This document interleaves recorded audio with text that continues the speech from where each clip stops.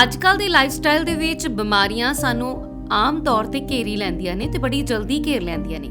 ਇਹ ਬਿਮਾਰੀ ਉਮਰ ਵੀ ਨਹੀਂ ਦੇਖਦੀ, ਪਰ ਜਿਸ ਤਰੀਕੇ ਦੇ ਨਾਲ ਲੋਕ ਅੱਜਕੱਲ ਬਿਮਾਰੀਆਂ ਦੇ ਨਾਲ ਜੂਝ ਰਹੇ ਨੇ, ਉਸ ਦੇ ਨਾਲ ਹੀ ਉਹ ਇਹ ਸੋਚਦੇ ਨੇ ਕਿ ਕੋਈ ਇਹੋ ਜਿਹਾ ਤਰੀਕਾ ਮਿਲੇ ਜਿਹਦੇ ਨਾਲ ਉਹਨਾਂ ਦੇ ਸਰੀਰ ਨੂੰ ਕੋਈ ਵੀ ਮਾੜਾ ਪ੍ਰਭਾਵ ਨਾ ਪਵੇ, ਭਾਵ ਕੋਈ ਵੀ ਸਾਈਡ ਇਫੈਕਟ ਨਾ ਹੋਵੇ। ਵੈਦ-1 ਦੇ ਜਾਣੇ-ਮਾਣੇ ਆਯੁਰਵੇਦ ਦੇ ਮਾਹਿਰ ਵੈਦ ਸੁਭਾਸ਼ ਗੋਇਲ ਜੀ ਜਦੋਂ ਜਲੰਧਰ ਪਹੁੰਚੇ ਤਾਂ ਮੈਡੀਕਲ ਕੈਂਪ ਦੇ ਵਿੱਚ ਉਚੇਚੇ ਤੌਰ ਤੇ ਲੋਕਾਂ ਨੇ ਸ਼ਿਰਕਤ ਕੀਤੀ।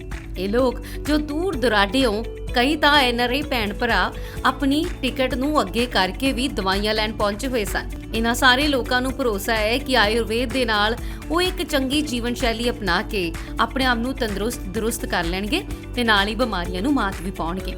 ਇਹਨਾਂ ਚੋਂ ਕੁਝ ਲੋਕਾਂ ਦੀ ਦਵਾਈ ਪਹਿਲਾਂ ਦੀ ਚੱਲ ਰਹੀ ਹੈ, ਕਈਆਂ ਨੂੰ ਬਹੁਤ ਜ਼ਿਆਦਾ ਆਰਾਮ ਵੀ ਆਇਆ ਹੈ ਤੇ ਕਈ ਪਹਿਲੀ ਵਾਰ ਵੀ ਆਏ ਨੇ। ਸੁਭਾਸ਼ ਗੋਇਲ ਹੋਰਾਂ ਬਾਰੇ, ਉਹਨਾਂ ਦੀ ਦਵਾਈਆਂ ਬਾਰੇ ਇਹਨਾਂ ਲੋਕਾਂ ਦਾ ਕੀ ਕਹਿਣਾ ਹੈ, आओ जानते हैं। मैं गोयल साहब को लास्ट 10 महीने तो मैं उनको आ रहा हूँ लगातार, और ਮੈਨੂੰ ਮਤਲਬ ਕਿ ਥਾਇਰਾਇਡ ਗਲੈਂਡ ਦੀ ਪ੍ਰੋਬਲਮ ਆ ਤੇ ਮੈਂ ਇਸ ਤੋਂ ਪਹਿਲਾਂ ਪੀਜੀਆਈ ਵਗੈਰਾ ਵੀ ਚੈੱਕ ਕਰਾਇਆ ਵਾ ਤੇ ਪੀਜੀਆਈ ਵੀ ਕਹਿੰਦੇ ਵੀ ਆਪਾਂ ਆਪਰੇਸ਼ਨ ਕਰਕੇ ਇਹਨੂੰ ਬਾਹਰ ਰਿਮੂਵ ਕਰ ਦਿੰਦੇ ਹਾਂ ਤੇ I was not in favour of removal of by allopathy.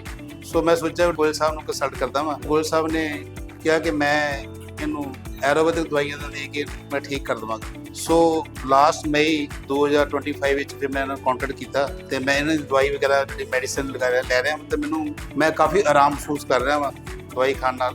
ਤੇ ਬਖਤ ਸਾਹਿਬ ਦਾ ਨਾਲ ਜੋ ਤੁਸੀਂ ਕੰਟੈਕਟ ਕਰਦੇ ਹੋ ਤੇ ਅੱਧੀਆਂ ਬਿਮਾਰੀਆਂ ਤਾਂ ਉਹਦੇ ਦੂਰ ਹੋ ਜਾਂਦੀਆਂ ਜਦੋਂ ਗੱਲਾਂ ਬਾਤਾਂ ਕਰਦੇ ਆ। ਤੇ ਬਾਕੀ ਇੱਥੇ ਜਿੰਨੇ ਵੀ ਪੇਸ਼ੈਂਟ ਆਉਂਦੇ ਆ ਉਹਨਾਂ ਦਾ ਪੂਰਾ ਖਿਆਲ ਕਰਦੇ ਆ। ਚਾਹ ਪਾਣੀ ਦਾ ਇੰਤਜ਼ਾਮ ਆ, ਲੰਗਰ ਲੱਗਾ ਹੋਇਆ, ਕੋਈ ਬੰਦਾ ਇਹ ਮਹਿਸੂਸ ਨਹੀਂ ਕਰਦਾ ਬਾਹਰ ਨਹੀਂ ਜਾਣਾ ਪੈਂਦਾ ਬੰਦੇ ਨੂੰ, ਪਰ ਜਿਹੜਾ ਬੰਦਾ ਆ ਗਿਆ ਉਹਨੂੰ ਦਵਾਈ ਮਿਲਣੀ ਇੱਥੇ। ਤੇ ਇੱਥੋਂ ਦੇ ਜਿਹੜੇ ਸਟਾਫ ਆ ਜੀ ਕਰਕੇ ਬੁਲਾਉਂਦੇ, ਮੈਂ ਦੇਖਿਆ ਹੁਣ ਤੇ ਐਵਰੀਥਿੰਗ ਇਜ਼ ਗੋਇੰਗ ਗੁੱਡ। ਉਹ ਸਿਰਫ ਇਕੱਲੇ ਪੈਸੇ ਕਮਾਉਣ ਵਾਸਤੇ ਨਹੀਂ ਧਿਆਉਂਦੇ, ਇੰਨੇ ਉਹਨਾਂ ਦੇ ਇੰਨੇ ਨਾਲ ਇੰਪਲਾਈਜ਼ ਹੈਗੇ ਆ, ਡੋਨੇਸ਼ਨ ਵੀ ਦਿੰਦੇ ਆ ਲੋਕਾਂ ਨੂੰ, ਫ੍ਰੀ ਰਾਸ਼ਨ ਵੀ, ਦੇਖੋ ਲੰਗਰ ਵਗੈਰਾ ਸਭ ਫ੍ਰੀ ਹੈਗਾ ਉਹਨਾਂ ਦਾ। मैं सुभाष गोयल का बहुत ऋणी हाँ। मेरी मैडम 2 साल तो दवाई खा रही, इन्हों सर्वाइकल, शुगर ते इन्हां दी नसां बहुत ब्लॉक हो गया, इन्हां दा उपर नूं हथ नहीं जांदा ते हुण बहुत फर्क है। ते मैनूं भी प्रॉब्लम सी गोड्यां दी, मेरी भरजाई नूं भी गोड्यां दी प्रॉब्लम सी ते ऑपरेशन दस्सिया जी उन्हां दा, लेकिन इन्हां दी दवाई खाण नाल बहुत कम से कम 75% आराम। ते मैं बाकी सारिਆਂ ਨੂੰ तकीद करदा कि सुभाष गोयल दी जरूर दवाई खाओ।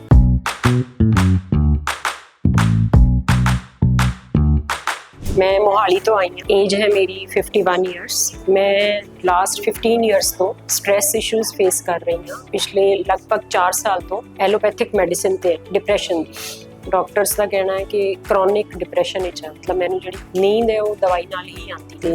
लिख सब दे वीडियोज़ मैं बहुत टाइम तो देख रही हूँ और हुण मैनूं लग रहा है कि भाई मेरी बॉडी जी है वो एडिक्ट हो रही है एलोपैथिक दवाई, और मेरा अंदरों मन नहीं करता कि उन्होंने होर मैं कंटिन्यू करा। मैं जस्ट शिफ्ट होना चाह रही हूँ और मैनू लग रहा है कि 100% ट्रीटमेंट मैंटल इशूज़ का मैनू नहीं लग रहा कि एलोपैथिक है। डॉक्टर्स का कहना है कि भाई थानू खानी पेगी दवाई का, भावें कोई मिनीमम डोज तो असीं थानू रखांगे। मैं इत्थे उम्मीद लैके आई हाँ कि मैं दवाई नाल मैं पूरी तरह बाहर आने की कोशिश करूँगी, मैनू फायदा होएगा दवाई।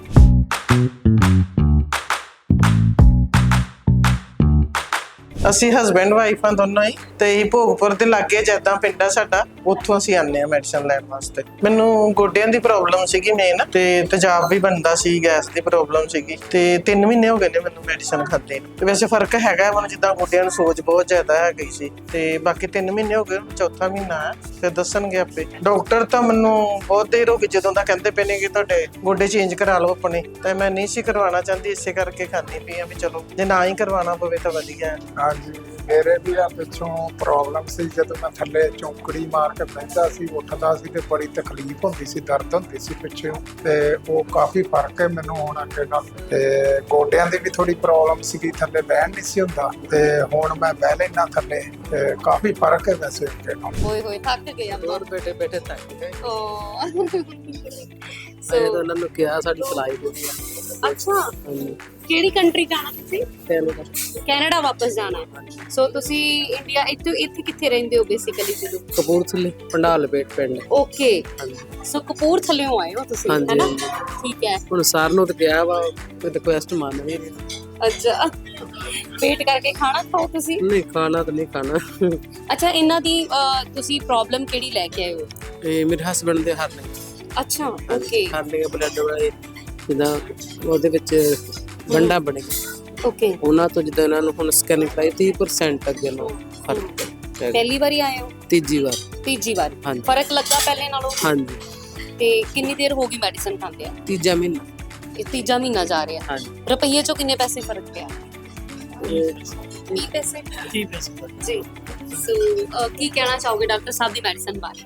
ਨਹੀਂ ਗੁੱਡ ਹੈ, ਬਹੁਤ ਅੱਛਾ। ਵਧੀਆ, ਬਹੁਤ ਵਧੀਆ। ਟ੍ਰੀਟਮੈਂਟ ਕਿੱਦਾਂ ਦਾ ਇਹਨਾਂ ਦਾ? ਨਹੀਂ ਬਹੁਤ ਹੀ ਵਧੀਆ ਚੱਲ ਰਿਹਾ ਜੀ। ਹੁਣ ਜਿੱਦਾਂ ਪਹਿਲਾਂ ਸੀਗਾ, ਡਾਕਟਰ ਸਾਹਿਬ ਪਹਿਲਾਂ ਮਿਲੇ ਸੀ ਹਸਪੀਟਲ ਵਿੱਚ, ਉਹ ਆਪਰੇਸ਼ਨ ਕਰਨ ਲਈ ਬਹੁਤ ਜ਼ੋਰ ਪਾ ਰਹੇ ਸੀਗੇ, ਤੇ ਇੱਥੇ ਆ ਕੇ ਇੰਨਾ ਆ ਵੀ ਹੁਣ ਮੈਨੂੰ ਕਾਫੀ ਫਰਕ ਲੱਗਾ ਜੀ। ਤਾਂ ਜਿਹਨੇ ਵੀ ਇੱਥੇ ਆਲਾ ਦੁਆਲਾ ਤੁਹਾਡੇ ਸਾਹਮਣੇ ਸਟਾਫ ਆ, ਉਹ ਬਹੁਤ ਗੁੱਡ ਹੈ, ਕੋਆਪਰੇਟਿਵ ਆ? ਬਹੁਤ ਵਧੀਆ ਜੀ। ਮਿਲ ਕੇ ਪਰਿਵਾਰਾਂ ਨੂੰ ਬਹਿ ਕੇ ਗੱਲ ਕਰਦੇ ਆ, ਕੋਈ ਠੰਡੇ ਸੁਭਾਅ ਨਾਲ ਗੱਲ ਕਰਦੇ, ਕੋਈ ਇਦਾਂ ਦਾ ਨਹੀਂ ਹੈਗਾ ਜਿੱਦਾਂ ਛਿੜਕਰੀ ਕੁਛ ਨਹੀਂ, ਬਹੁਤ ਨਾਰਮਲ ਤਰੀਕੇ ਨਾਲ। ਇਦਾਂ ਵੀ ਹੁੰਦਾ ਵੀ ਅੱਧੀ ਬਿਮਾਰੀ ਉਹਨਾਂ ਨਾਲ ਗੱਲ ਕਰਕੇ ਠੀਕ ਹੋ ਜਾਂਦੀ? ਸਮਝਾ ਕੇ ਲਿਆ ਦਿੰਦੇ ਨੇ। ਇੱਥੇ ਦਵਾਈ ਲੈਣ ਕੀ ਆਏ, ਵਿਆਹ ਆਏ ਨੇ। ਪਹਿਲਾਂ ਚਾਹ ਪਾਣੀ ਦੀ ਪਾਰਟੀ ਸ਼ਾਟ ਚੱਲ ਰਹੀ ਹੈ। ਕੀ ਬਾਤ ਹੈ। ਸਹੀ, ਥੋੜਾ ਕੋਸਟਲੀ ਆ, ਹਰ ਕਿਸੇ ਲਈ ਵੇਅਰ ਨਹੀਂ ਹੋ ਸਕਦਾ, ਕੋਸਟਲੀ ਬਹੁਤ ਜ਼ਿਆਦਾ ਵਾ। ਬਾਕੀ ਚਲੋ ਆਰਾਮ ਹੈ ਤਾਂ ਸਭ ਕੁਝ ਕਰਨਾ ਪੈਂਦਾ। ਬਿਲਕੁਲ, ਕਿਉਂਕਿ ਤੁਸੀਂ ਆਪਰੇਸ਼ਨ ਕਰਾਉਣ ਨਾਲੋਂ ਬੈਟਰ ਹੋ। ਬੈਟਰੀ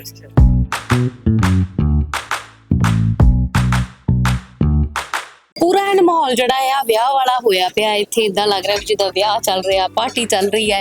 ਸਾਨੂੰ ਆ ਸੋਹਣੀ ਜੀ ਬੀਬੀ ਟੱਕਰ ਗਈ। ਨਾ ਕਿ ਤੁਹਾਡਾ? ਨੀਤੂ। ਨੀਤੂ, ਕਿੱਥੋਂ ਆਏ ਹੋ? ਗੁਰਦਾਸਪੁਰ ਤੋਂ। ਇੰਨੀ ਦੂਰੋਂ? ਹਾਂਜੀ ਹਾਂਜੀ। ਅੱਛਾ, ਤੇ ਪ੍ਰੋਬਲਮ ਕੀ ਲੈ ਕੇ ਆਏ ਹੋ ਆਪਣੀ? ਮੇਰਾ ਤੇ ਵੈਸੇ ਸਿਰ ਦਰਦ ਜ਼ਿਆਦਾ ਸੀ, ਮਾਈਗ੍ਰੇਨ ਵਗੈਰਾ, ਸਰਵਾਈਕਲ, Okay. ਉਹਨਾਂ ਵਾਸਤੇ।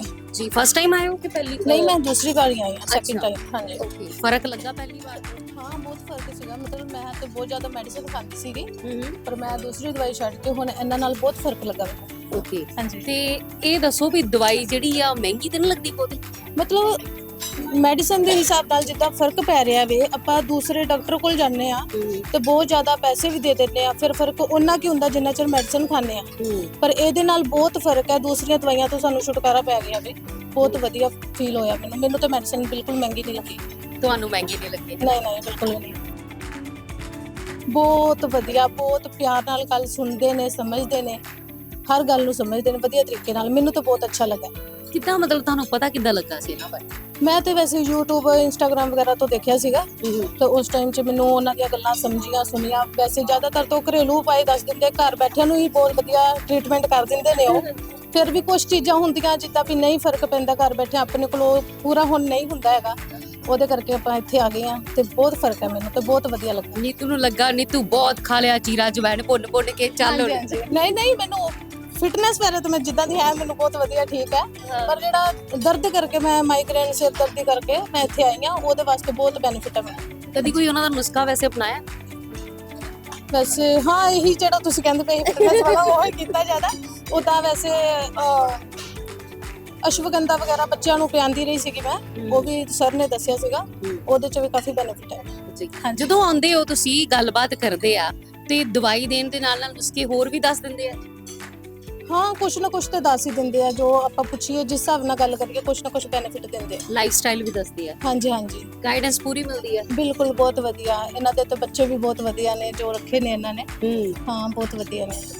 ਮੇਰੇ ਘੁਟਨੇ 'ਚ ਦਰਦ ਹੈ, ਮੇਰੀ ਬੇਟੀ ਨੂੰ ਬ੍ਰੇਨ 'ਚ ਓਕੇ ਤੇ ਦਿਮਾਗੀ ਬੁਖਾਰ, ਇਸ ਕਰਕੇ ਓਕੇ ਜੁਲਾਈ ਮਹੀਨੇ ਤੋਂ ਅਸੀਂ ਦਵਾਈ ਖਵਾਉਂਦੇ ਪਏ ਆ। ਤੇ ਮੇਰੇ ਹਸਬੰਡ ਨੂੰ ਵੀ ਘੁਟਨੇ ਦਰਦ ਹੈ, ਤੇ ਇਸ ਕਰਕੇ ਅਸੀਂ ਆਏ। ਓਕੇ, ਸੋ ਇਹਦੇ ਤੋਂ ਪਹਿਲਾਂ ਵੀ ਤੁਸੀਂ ਦਵਾਈ ਕਰਾ ਚੁੱਕੇ ਪਰ ਫਰਕ ਨਹੀਂ ਪਿਆ ਨਾ? ਨਹੀਂ, ਤਿੰਨਾਂ ਨੂੰ ਪ੍ਰੋਬਲਮ ਹੈ? ਹਾਂਜੀ ਮੈਮ। ਸੋ ਤਿੰਨੋਂ ਇੱਕ ਆਸ ਦੇ ਨਾਲ ਆਏ ਹੋ? ਜੀ ਮੈਮ। ਬੇਟੀ ਨੂੰ ਵੈਸੇ ਫਰਕ ਹੈ ਮੈਮ, ਪਰ ਵਿੱਚ ਹੋ ਜਾਂਦਾ, ਪਰ ਅਸੀਂ ਕਿਹਾ ਨਹੀਂ, ਡਾਕਟਰ ਸਾਹਿਬ ਨੂੰ ਦਿਖਾਣਾ ਬਹੁਤ ਜ਼ਰੂਰੀ ਹੈ, ਆਏ ਹੋਏ ਇੱਕ ਦਿਖਾਣਾ।